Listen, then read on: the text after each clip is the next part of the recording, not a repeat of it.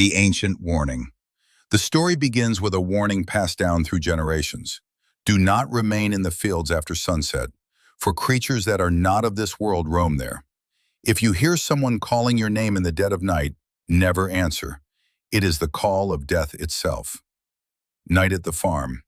Two friends, Sam and Alex, had been working hard on the farm until late that day. When night fell, they stayed behind to irrigate the cornfield.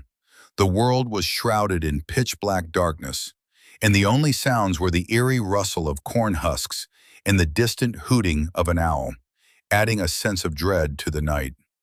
They sat down to rest in a small, weathered wooden shack in the middle of the field. The mysterious knocking. Suddenly, there was a faint knock at the shack's door. Knock, knock, knock. Who could be in this desolate place at such an hour?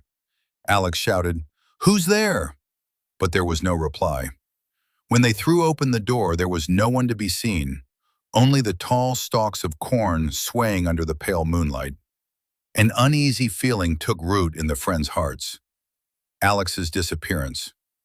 "I'll go check the water," Alex said, grabbing a flashlight and a hoe before disappearing into the dense cornfield. Sam was left alone in the shack. A long time passed, but Alex did not return. Suddenly, the knocking started again. When Sam opened the door, a white goat was standing there. Confused and wondering where it came from, Sam led the animal to the barn and tied it up securely. The familiar voice and the trap. Suddenly, Sam heard Alex's voice whispering in his ear, "Sam, Sam, help me!" The voice was coming from the very heart of the cornfield. Sam rushed out to save his friend, but when he reached the source of the sound, he didn't find Alex. Instead, the same white goat he had just tied up was standing there. Terror-stricken, Sam tied the goat up once more and ran back to the shack as fast as he could. The true face of terror. When he returned to the shack, he saw Alex wrapped in a blanket, seemingly fast asleep. "Why are you playing tricks on me?" Sam grumbled, but Alex didn't answer. Sam lay down as well, but at 3 a.m., he was jolted awake by the sound of strange footsteps. Someone placed a deathly cold hand on his shoulder, and a supernatural voice rasped, "Sam." Sam turned around in horror and froze. Standing before him was a towering creature, its body covered in thick black fur.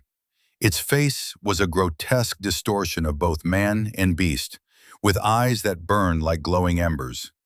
The hand resting on Sam's shoulder was not a hand at all. It was a freezing, hard hoof. A tragic ending.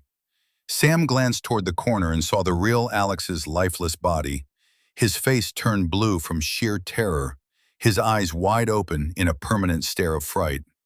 The figure that had been lying under the blanket was not Alex, but a partner of the creature. The monster grabbed Sam by the legs and dragged him into the depths of the cornfield.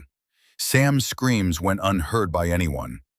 The next morning, local farmers found Alex's body, but Sam had vanished without a trace. He was never seen again.